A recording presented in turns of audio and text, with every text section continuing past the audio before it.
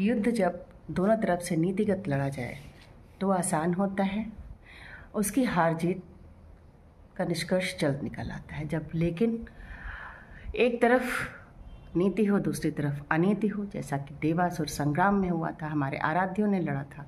कभी किसी कालचक्र में श्री रामचंद्र जी ने, किसी कालचक्र में श्री कृष्ण जी ने, किसी कालचक्र में माँ दुर्गे ने।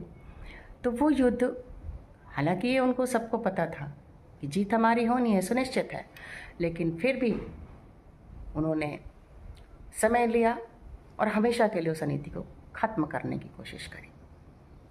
उसी तरह से आज का हमारा नेतृत्व है, जो सत्ता में आने के पहले से ही एक विचारधारा, जो भारत पाकिस्तान का विभाजन हुआ था उसको स्वीकार नहीं करती है, जो नेहरू और गांधी का खेल हुआ था उसको स्वीकार नहीं करती है। वो एक विचारधारा भारतवर्ष में पनप रही थी कि एक दिन हमको ये जो असुर खड़ा किया गया है इससे फिर से लड़ना पड़ेगा। और उस विचारधारा से पोषित हो रहे लोगों में से एक नेतृत्व आज हमारे सामने है, नरेंद्र दामोदर दास मोदी, हमारे सम्मान, भारत का गर्व और उनके साथी, उनकी टीम।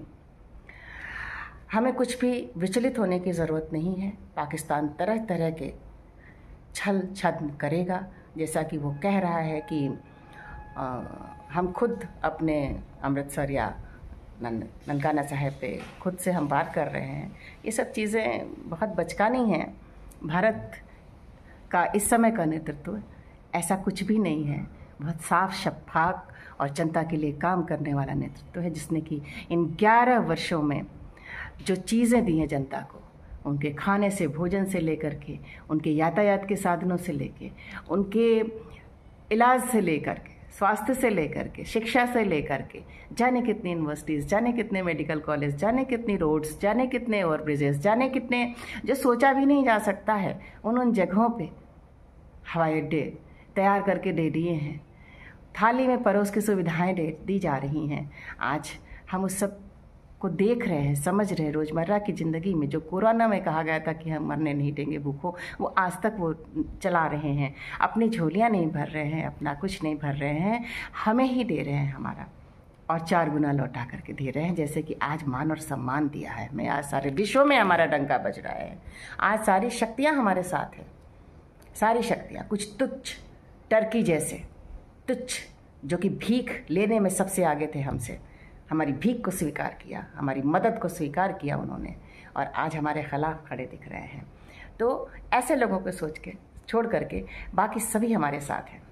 वो नेतृत्व जो कि 2016-17 में ही ऐसे 400 के लिए लगा हुआ था, राफेल के लिए लगा हुआ था। पनिक्कर जी, जो आज पनिक्कर जी आज हमारे बीच नहीं है, हमारे रक्षा मंत्री पूर्व, उन्होंने क्या कर दिखाया। आज वो सुदर्शन चक्र कैसे भेज रहा है, कैसे वापस भेज रहा है, गिरने नहीं दे रहा है हमारी भूमि पे एक भी मिसाइल, ड्रोन अटैक्स को रोक रहा है।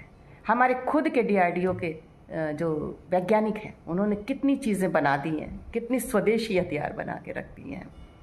हमारा वो राफेल, जिसके लिए चौकीदार चोर है का नारा लगाते लगाते राहुल गांधी की जबान घिस गई, लेकिन चोरी दिखा नहीं सके और आज खुद अंदर जाने वाले हैं।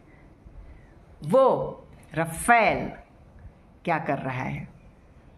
तो कभी भी एक ही बात मन कह रहा है, जो अटल जी ने शुरुआत करी थी भारत राष्ट्र को मजबूत करने की, तमाम योजनाएं चलाई थी, आज नरेंद्र मोदी जी, कल उनका कोई ऐसा ही उत्तराधिकारी जो राष्ट्र की सोच रखता होगा, राष्ट्र प्रथम की सोच रखता होगा, हमारे आगे आएगा।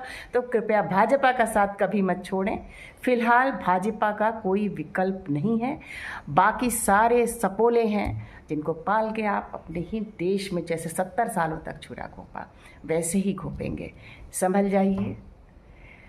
जय भाजपा हमेशा रहे, जय भाजपा हमेशा रहे।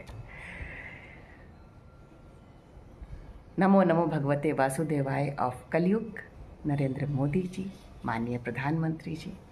भारत माता की जय। मैथिली सिंह, वसुधा फाउंडेशन।